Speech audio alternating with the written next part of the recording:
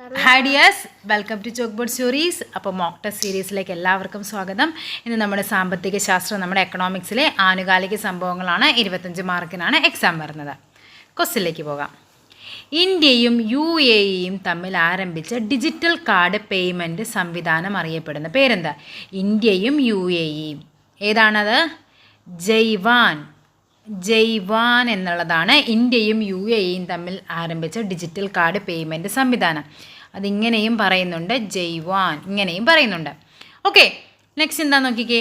അരവിന്ദ് പനഗരിയ അധ്യക്ഷനായ 16ാം ധനകാര്യ കമ്മീഷനിലെ അംഗമായ മലയാളി. ഇതിൽ 2 ക്വസ്റ്റ്യൻ കിട്ടും. ഒന്നാമത്തെ ക്വസ്റ്റ്യൻ എന്താണ്? 16ാം ധനകാര്യ കമ്മീഷൻ്റെ ചെയർമാൻ ആരാണ്? അരവിന്ദ് പനഗരിയ. ഇനി അതിൽ അംഗമായ മലയാളിയാണ് ആര്? ആനി ജോർജ് മാത്യു ആണ് 16ാം ധനകാര്യ കമ്മീഷൻ അംഗമായ മലയാളി. ആരുടെ ജന്മദിനത്തോടനുബന്ധിച്ചാണ് രാജ്യത്ത് 525 രൂപയുടെ നാണയം പുറത്തിറക്കിയത്? ആരുടെയാണ് അത്? മീരാബായി ആണ്. മീരാബായിയുടെ ജന്മദിനത്തോടനുബന്ധിച്ചാണ് 525 രൂപയുടെ നാണയം പുറത്തിറക്കിയത്. നെക്സ്റ്റ് ക്വസ്റ്റ്യൻ എന്താണെന്ന് നോക്കിക്കേ. ഏറ്റവും കൂടുതൽ ബജറ്റ് അവതരിപ്പിച്ച വനിത എന്ന് ചോദിച്ചാൽ ആരാണത്? നിർമ്മല സീതാരാമനാണ് ഏറ്റവും കൂടുതൽ ബജറ്റ് അവതരിപ്പിച്ചത്. എത്ര തവണയാണ്? 6 തവണ. ആദ്യ ബജറ്റ് എപ്പോഴായിരുന്നു? 2019 തുടർച്ചയായി 6 ബജറ്റുകൾ അവതരിപ്പിച്ച രണ്ടാമത്തെ ധനമന്ത്രിയാണ് ആര്? നിർമ്മല സീതാരാമൻ എന്ന് പറയുന്നത്. ഓക്കെ, അതേപോലെ തന്നെ തുടർച്ചയായി 6 ബജറ്റുകൾ അവതരിപ്പിച്ച ആദ്യ വനിതാ ധനമന്ത്രി എന്നും ഏറ്റവും ദൈർഘ്യമേറിയ ബജറ്റ് അവതരിപ്പിച്ചതും ആരാണ്? നിർമ്മല സീതാരാമനാണ്. ദൈർഘ്യമേറിയ ബജറ്റ്, ഏറ്റവും കൂടുതൽ ബജറ്റ് അവതരിപ്പിച്ച വനിത എന്ന് ചോദിക്കുമ്പോഴാണ് നിർമ്മല സീതാരാമൻ വരുന്നത്. ഏറ്റവും കൂടുതൽ ബജറ്റ് അവതരിപ്പിച്ചതെന്ന് ചോദിച്ചാൽ ആരാണത്? മൊറാർജി ദേശായിയാണ് ഏറ്റവും കൂടുതൽ ബജറ്റ് അവതരിപ്പിച്ചത്. എത്ര തവണയാണ്? 10 തവണയാണ് അദ്ദേഹം ബജറ്റ് അവതരിപ്പിച്ചത്. ഓക്കെ, നെക്സ്റ്റ് എന്താണ്? ഇന്ത്യയിൽ ഇലക്ട്രൽ ബോണ്ടുകൾ ഇഷ്യൂ ചെയ്യുന്നതിന് അധികാരം ഉണ്ടായിരുന്ന ബാങ്ക്. ഇലക്ട്രൽ ബോണ്ടാണ് പറയുന്നത്. ഇലക്ട്രൽ ബോണ്ട് ഇഷ്യൂ ചെയ്യുന്നതിന് അധികാരമുണ്ടായിരുന്ന ബാങ്ക് നമ്മുടെ സ്റ്റേറ്റ് ബാങ്ക് ഓഫ് ഇന്ത്യയാണ്. 2018 ലോക്സഭ മണി ബില്ലായി ഇലക്ട്രൽ ബോണ്ടിന് എന്ത് ചെയ്യുന്നത്? അംഗീകാരം നൽകുന്നത്. ഇതോടുകൂടി 2022 5 സംസ്ഥാനങ്ങളിൽ നടന്ന തിരഞ്ഞെടുപ്പിൻ്റെ മുന്നോടിയായിട്ട് എന്തായിരുന്നു? ഇലക്ട്രൽ ബോണ്ടിൻ്റെ വിൽപ്പനയുണ്ടായിരുന്നു. ഇന്ത്യൻ പൗരത്വമുള്ള ഏതൊരു വ്യക്തിക്കും എന്തായിരുന്നു? ഇലക്ട്രൽ ബോണ്ട് വാങ്ങിക്കാം.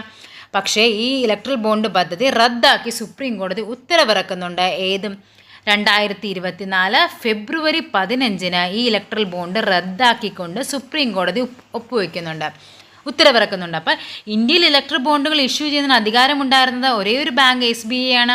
അത് 2024 ഫെബ്രുവരി 15 സുപ്രീം കോടതി എന്ത് ചെയ്യുന്നുണ്ട്? റദ്ദ് ചെയ്യുന്നുണ്ട്. ഇന്ത്യയിലെ ഏറ്റവും വലിയ 2ാമത്തെ പൊതുമേഖലാ ബാങ്ക് എന്നാണ് ചോദിച്ചിരിക്കുന്നത്. ഏറ്റവും വലിയ 2ാമത്തെ പൊതുമേഖലാ ബാങ്കാണെന്ത്? പഞ്ചാബ് നാഷണൽ ബാങ്കാണ് 2ാമത്തെ പൊതുമേഖലാ ബാങ്ക്. ഒന്നാമത്തത് ഏതാണ്? ഒന്നാമത്തത് നമുക്കറിയാം അല്ലേ, സ്റ്റേറ്റ് ബാങ്ക് ഓഫ് ഇന്ത്യ ആണ്. ഫസ്റ്റ് ഏതാണ്? State bank of India, SBI ആണ്. എല്ലാവർക്കും ബാങ്ക് അക്കൗണ്ട് എന്ന ലക്ഷ്യത്തോടെ കേന്ദ്ര സർക്കാർ തുടങ്ങിയ സ്കീം ഏതാണെന്ന്? എല്ലാവർക്കും ബാങ്ക് അക്കൗണ്ട് ഏതാണ്? പ്രധാനമന്ത്രി ജൻധൻ യോജനയാണ്. എല്ലാവർക്കും ബാങ്ക് അക്കൗണ്ട് എന്ന ലക്ഷ്യത്തോടു കൂടി കേന്ദ്ര സർക്കാർ തുടങ്ങിയ സ്കീം എന്ന് പറയുന്നത്. നെക്സ്റ്റ് ക്വസ്റ്റ്യൻ എന്താണ്? ഏറ്റവും വലിയ പ്രൈവറ്റ് സെക്ടർ ബാങ്ക് ആണ് ഏത്? HDFC ആണ് ഏറ്റവും വലിയ private sector bank. Reserve bank innovation hub നിലവിൽ വന്നത് എവിടെയാണ്? ബാംഗ്ലൂരാണ് റിസർവ് ബാങ്ക് ഇന്നവേഷൻ ഹബ്ബ് നിലവിൽ വന്നത്. UAEയുടെ ആദ്യ ഡിജിറ്റൽ ബാങ്ക് ഏതാണെന്ന്? UAEയുടെ ആദ്യ ഡിജിറ്റൽ ബാങ്ക് എന്ന് പറയുന്നത് ഏതാണ്? സാൻഡ് ബാങ്കാണ് UAEയുടെ ആദ്യ ഡിജിറ്റൽ ബാങ്ക്. ഇതിൽ അംഗമായ പങ്കാളിത്തമുള്ള ഇന്ത്യക്കാരാണ് ആരൊക്കെ? ഒന്ന് നമ്മുടെ യൂസഫ് അലി. രണ്ടാമത്തതാരാണ്? ആദിത്യ ബിർള ഗ്രൂപ്പ്. അപ്പോൾ UAEയുടെ ആദ്യ ഡിജിറ്റൽ ബാങ്ക് ആണ് സാൻഡ് ബാങ്ക്. അതിൽ പങ്കാളിത്തമുള്ള 2 ഇന്ത്യൻ ഇതാണ്. ഏതൊക്കെയാണ്? ഒന്ന് യൂസഫ് അലിയും ഒന്ന് ആദിത്യ ബിർള ഗ്രൂപ്പും. Okay, next question. ഇൻ്റർനെറ്റ് ഇല്ലാതെ സാധാരണ ഫോൺ ഉപയോഗിച്ച് ബാങ്ക് ബാലൻസ് അറിയാനും പണമിടപാട് നടത്താനുമായി റിസർവ് ബാങ്ക് കൊണ്ടുവന്ന സംവിധാനം എന്താണെന്ന്. അതായത് ഇൻ്റർനെറ്റ് ഇല്ലാത്ത നമ്മുടെ സാധാരണ ടച്ച് കീപാഡ് ഫോൺസിൽ എന്താണ് UPI 123 പേ, ഇതാണ് അതിൻ്റെ പേര്. ഇപ്പോൾ ഗൂഗിൾ പേ അതേപോലെ ഫോൺ പേ എന്നൊക്കെ പറയുന്ന പോലെ അതിൻ്റെ പേരെന്താണ് UPI 123 പേ എന്നുള്ളതാണ്. ഇൻ്റർനെറ്റ് ഇല്ലാതെ സാധാരണ ഫോൺ ഉപയോഗിച്ച് ബാങ്ക് ബാലൻസ് അറിയാനായിട്ട് റിസർവ് ബാങ്ക് കൊണ്ടുവന്ന സംവിധാനം. വിദേശത്ത് UPI പേയ്മെൻറ്റ് അനുവദിക്കുന്ന ആദ്യ ഇന്ത്യൻ ഫിൻടെക് കമ്പനി ഏതാണത്? ഫോൺ പേ ആണ് വിദേശത്ത് UPI പേയ്മെൻറ്റ് അനുവദിക്കുന്ന ആദ്യ ഇന്ത്യൻ ഫിൻടെക് കമ്പനി. ആദ്യ പരിസ്ഥിതി ബജറ്റ് അവതരിപ്പിച്ചത് എവിടെയാണ്? നമ്മുടെ കേരളമാണ് ആദ്യ പരിസ്ഥിതി ബജറ്റ് അവതരിപ്പിച്ചത്. മിഷൻ റെയിൻബോ 2024 എന്ന പേരിൽ 7 മേഖലകളുടെ വളർച്ച ലക്ഷ്യമാക്കിക്കൊണ്ടുള്ള 100 ദിന കർമ്മ പരിപാടി നടപ്പാക്കുന്ന ബാങ്ക് ഏതാണ്? 100 ദിന കർമ്മ പരിപാടി നടപ്പാക്കുന്നത് നമ്മുടെ കേരള ബാങ്കാണ്. ഇമ്പോർട്ടൻ്റ് ആണ്. മിഷൻ റെയിൻബോ 2024 എന്ന പേരിലാണ് കേരള ബാങ്ക്. ഓക്കെ, അതായത് സംസ്ഥാനത്തെ ഏറ്റവും മികച്ച ബാങ്കായി മാറുക എന്ന ലക്ഷ്യത്തോടു കൂടി കേരള ബാങ്ക് ആരംഭിക്കുന്ന ഒരു പദ്ധതിയാണ് എന്താ? മിഷൻ ബാങ്ക് 2024 എന്ന് പറയുന്നത്. Okay, next question. രാജ്യത്തെ ഏറ്റവും വലിയ പൊതുമേഖലാ ബാങ്കായ സ്റ്റേറ്റ് ബാങ്ക് ഓഫ് ഇന്ത്യയുടെ ചെയർമാൻ ആരാണ്? SBIയുടെ ചെയർമാനാണ് ദിനേശ് കുമാർ ഖാരെയാണ് നമ്മുടെ SBIയുടെ ചെയർമാൻ. സഹകരണ സംഘങ്ങളിലും ഉപഭോക്താക്കൾക്ക് കേരള ബാങ്കിലൂടെ ഡിജിറ്റൽ ബാങ്കിംഗ് സേവനങ്ങൾ ഉറപ്പാക്കുന്ന മൊബൈൽ ആപ്ലിക്കേഷൻ പദ്ധതിയാണ് എന്താ? മൊബൈൽ ആപ്ലിക്കേഷൻ്റെ പേരാണ് കോബാങ്ക്. Next question. സഹകരണ മേഖലയിലെ സംഭാവനകൾക്കുള്ള National Federation of State Cooperative ബാങ്കിൻ്റെ പുരസ്കാരത്തിൻ്റെ തുടർച്ചയായി 3-ാം തവണയും അർഹമായത് എന്താണ്? നമ്മുടെ 3-ാമത്തെ തവണ സഹകരണ മേഖലയിലെ സംഭാവനയ്ക്ക് വേണ്ടി കൊടുക്കുന്ന അവാർഡാണ് എന്ത്? National Federation of State Cooperative ബാങ്കിൻ്റെ പുരസ്കാരം. ഇത് തുടർച്ചയായി 3-ാം തവണയും മേടിക്കുന്ന ആരാണ്? നമ്മുടെ കേരള ബാങ്കാണ്. കേരള ബാങ്ക്. നെക്സ്റ്റ് ക്വസ്റ്റ്യൻ എന്താ നോക്കിക്കേ. ബാങ്കിംഗ് സാമ്പത്തിക മേഖലകളിലെ സമഗ്ര സംഭാവനയ്ക്ക് Associated Chamber of Commerce and Industries of ഇന്ത്യയുടെ പുരസ്കാരത്തിന് അർഹമായ കേരളത്തിലെ ബാങ്ക് ഏതാണത്? കേരള ഗ്രാമീൺ ബാങ്കാണ്. Okay, next question. രാജ്യത്ത് ആദ്യമായി UPI ATM സംവിധാനം ആരംഭിച്ച പൊതുമേഖലാ ബാങ്ക് ഏതാണ്?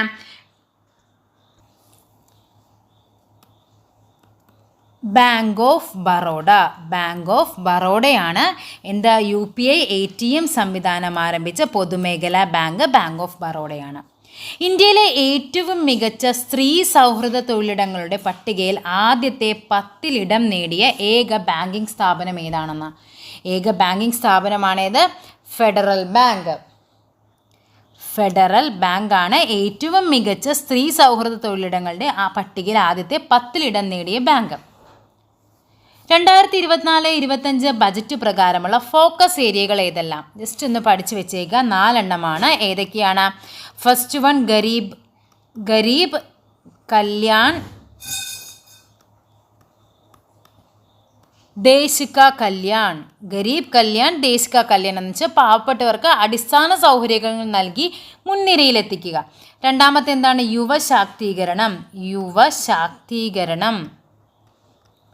ഓക്കെ, മൂന്നാമത്തത് എന്താണ്? അന്നദാത എന്ന് പറയുമ്പോൾ ആരായിരിക്കും? അന്നദാതാക്കൾ ആരാണ്? കൃഷിക്കാരാണല്ലേ, അപ്പോൾ കർഷകർ. നാലാമത്തെ ഏതാണ്? നാരീശക്തി.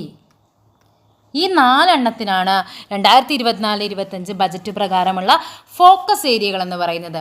ഒന്ന് എന്താണ്? അതായത് പാവപ്പെട്ടവരും, രണ്ടാമത്തേത് നമ്മുടെ യുവാക്കളും, മൂന്നാമത്തേത് നമ്മുടെ കൃഷിക്കാർ, നാലാമത്തേത് നമ്മുടെ സ്ത്രീകൾ. 2023-24 ബജറ്റ് വിശേഷിപ്പിക്കപ്പെടുന്നത് എങ്ങനെയാണെന്ന്? എന്താണ് അതിൻ്റെ പേര്? Blue print for India at 100. Blue print for India at 100 എന്നതാണ് 2023-24 ബജറ്റ് വിശേഷിക്കപ്പെട്ടത്. 2047 ഏത് രോഗം പൂർണ്ണമായും ഇല്ലാതാക്കുന്നതിനുള്ള പ്രത്യേക പദ്ധതികളാണ് 2023 കേന്ദ്ര ബജറ്റിൽ അവതരിപ്പിച്ചിട്ടുള്ളത്? ഏതാണ്? നമ്മുടെ സിക്കിൾ സെൽ അനീമിയ, അരിവാൾ രോഗം എന്നറിയപ്പെടുന്ന സിക്കിൾ സെൽ അനീമിയ പൂർണ്ണമായും ഇല്ലാതാക്കാൻ, 2047 ആകുമ്പോഴേക്കും സിക്കിൾ സെൽ അനീമിയ എന്ന രോഗം പൂർണ്ണമായും ഇല്ലാതാക്കാൻ വേണ്ടിയാണ് 2023-24 എന്ത് ചെയ്യുന്നത്? പ്രത്യേക ബജറ്റിൽ ഉൾപ്പെടുത്തുന്നത്. 2024-25 ബജറ്റിൽ ടൈഗർ സഫാരി പാർക്കിന് അനുമതി ലഭിച്ചത് എവിടെയാണെന്ന്? നമ്മുടെ കേരളത്തിലാണ്. കേരള ബജറ്റിനെ പറ്റിയാണ് പറയുന്നത്. കേരള ബജറ്റിൽ 2023-24 ഏതാണ്?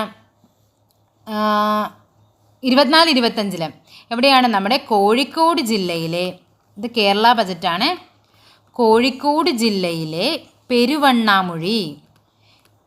പെരുവണ്ണാമുഴിയിലാണ് എന്ത് ചെയ്യാൻ? Tiger safari park 2024-25 budget. ആരായിരുന്നു 2024-25 ബജറ്റ് അവതരിപ്പിച്ചത്? കേരളത്തിൻ്റെ ധനകാര്യമന്ത്രിയായ KN ബാലഗോപാലാണ് എന്ത് ചെയ്യുന്നത്? 2024-25 ബജറ്റ് പ്രഖ്യാപിക്കുന്നത്. അപ്പോൾ അദ്ദേഹം കൊണ്ടുവന്നൊരു, അതായത് അന്ന് ടൈഗർ സഫാരി പാർക്കിന് അനുമതി ലഭിച്ച് എവിടെയാണ്? കോഴിക്കോട് ജില്ലയിലെ പെരുവണ്ണാമുഴിയിലാണ്. ഇന്ത്യയിലെ ആദ്യ ജല ബജറ്റ് തയ്യാറാക്കിയ സംസ്ഥാനം ഏതാണെന്ന്? ജല ബജറ്റ് തയ്യാറാക്കിയത് എവിടെയാണ്? നമ്മുടെ കേരളമാണ് ജല ബജറ്റ് തയ്യാറാക്കിയത്.